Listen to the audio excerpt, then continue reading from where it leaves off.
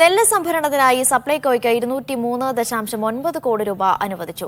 സംസ്ഥാന സബ്സിഡിയായി 195.35 കോടി രൂപയാണ് അനുവദിച്ചത്. കൈകാര്യ ചെലവുകൾക്കായി 8.54 കോടിയും അനുവദിച്ചു. കേന്ദ്രത്തിന്റെ താങ്ങുവില സഹായത്തിൽ 763 കോടി രൂപയുടെ കുടിശ്ശികയുണ്ട്. സൈഫ് സൈൻലാബ്ദീനുണ്ട് വിവരങ്ങളുമായി. സൈഫ്, വിശദാംശങ്ങൾ എന്തൊക്കെ? നെല്ല് സംഭരണത്തിന് പണം നൽകുന്നില്ല എന്നുള്ള പരാതി കഴിഞ്ഞ കുറെ കാലങ്ങളായി കർഷകർ ഉന്നയിക്കുന്നതാണ്. ഈ പശ്ചാത്തലത്തിൽ കൂടിയാണ് സപ്ലൈകോയ്ക്ക് 203.9 കോടി രൂപ അനുവദിക്കാൻ വേണ്ടി ധനവകുപ്പ് തീരുമാനിച്ചത്.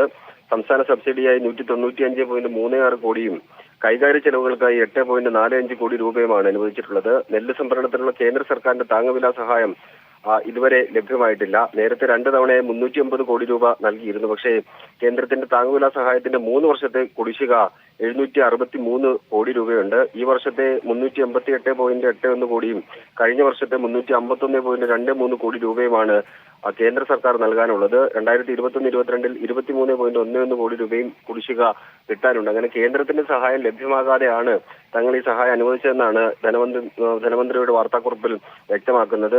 കർഷകർക്ക് കുറച്ചെങ്കിലും ആശ്വാസം നൽകുന്ന ഒരു തീരുമാനമായി നമുക്കിതിനെ കാണാം. വലിയ രീതിയിൽ പ്രതിസന്ധി കർഷകർ നേരിടുന്നുണ്ടായിരുന്നു. ഇതിനിടയിലാണ് 203.9 കോടി രൂപ അനുവദിച്ചിരിക്കുന്നത്.